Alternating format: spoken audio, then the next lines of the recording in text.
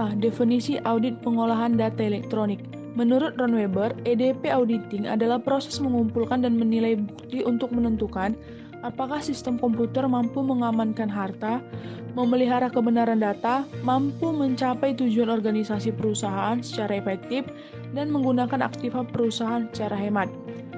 Menurut Gallegos, Richardson, dan Borthwick, komputer auditing adalah evaluasi atas sistem informasi komputer, penggunaan dan operasi untuk meyakinkan integritas atas informasi unit usaha.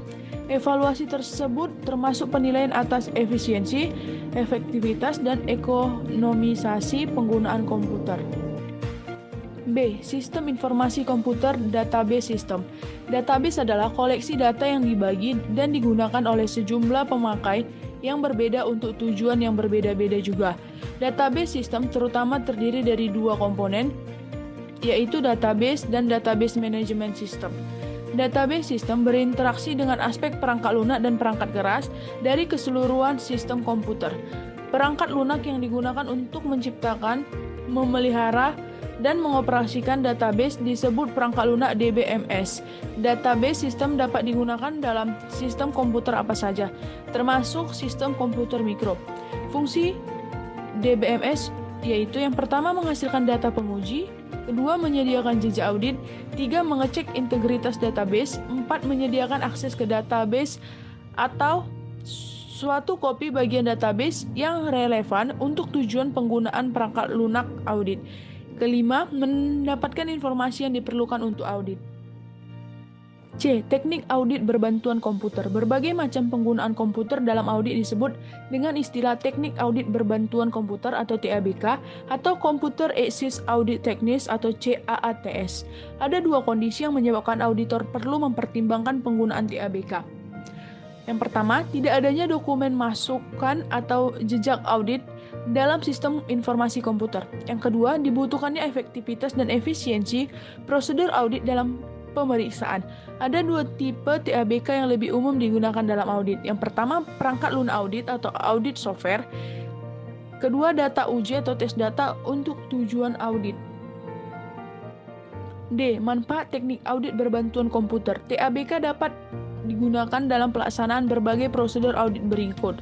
1. Pengujian rincian transaksi dan saldo seperti penggunaan perangkat lunak audit untuk menguji semua transaksi dalam file komputer. Yang kedua, prosedur review analitik seperti penggunaan perangkat lunak audit untuk mengidentifikasi unsur atau fluktuasi yang tidak biasa. Yang ketiga, pengujian pengendalian atas pengendalian umum sistem informasi komputer seperti penggunaan data uji untuk menguji prosedur akses ke perpustakaan program. Keempat, pengujian pengendalian atas pengendalian aplikasi sistem informasi komputer seperti penggunaan data uji untuk menguji berfungsinya prosedur yang telah diprogram. Kelima, mengakses file, yaitu kemampuan membaca file yang berbeda recordnya dan berbeda formatnya. Yang keenam, mengelompokkan data berdasarkan kriteria tertentu. Yang ketujuh, mengorganisasikan file, seperti menyortasi dan menggabungkan. Yang kedelapan, membuat laporan, mengedit dan memformat keluaran. Yang kesembilan, membuat bersamaan dengan operasional rasional. E. Pertimbangan dalam penggunaan TABK. Dalam menentukan apakah digunakan TABK, faktor-faktor berikut harus dipertimbangkan. 1. Pengetahuan, keahlian, dan pengalaman komputer yang dimiliki oleh auditor. Yang kedua, tersedianya TABK dan kesesuaian fasilitas komputer. Yang ketiga, ketidakpraktisan pengujian secara manual. Yang keempat, efektivitas dan efisiensi prosedur audit dapat ditingkatkan melalui penggunaan TABK dalam mengelola dan mengevaluasi bukti audit. F. Metode audit EDP. 1. Auditing around computer, yaitu suatu pendekatan audit dengan memperlakukan komputer sebagai kotak hitam. Teknik ini tidak menguji langkah-langkah proses secara langsung. Cara ini hanya berfokus pada masukan dan keluaran dari sistem komputer. Yang kedua, audit round the computer. adalah suatu pendekatan yang berorientasi pada komputer dengan membuka kotak hitam dan secara langsung berfokus pada operasi pemrosesan dalam sistem komputer. Cara ini menggunakan asumsi bahwa apabila sistem pemrosesan ditemukan pengendalian yang memadai, maka kesalahan dan penyalahgunaan tampaknya tidak akan terlewat untuk dideteksi, sehingga keluarnya dapat diterima.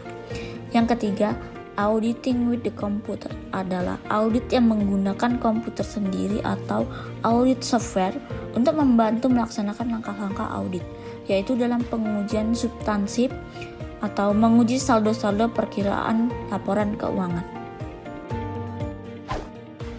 Perbedaan audit manual dan sistem. Yang pertama ada visibility. A. Auditor tidak mampu melihat formulir transaksi yang diproses menggunakan komputer. B. Auditor tidak dapat melihat bagaimana komputer memproses transaksi, melakukan perhitungan, pemindah bukuan, dan lain-lain, dan buktinya pun tidak dapat dilihat.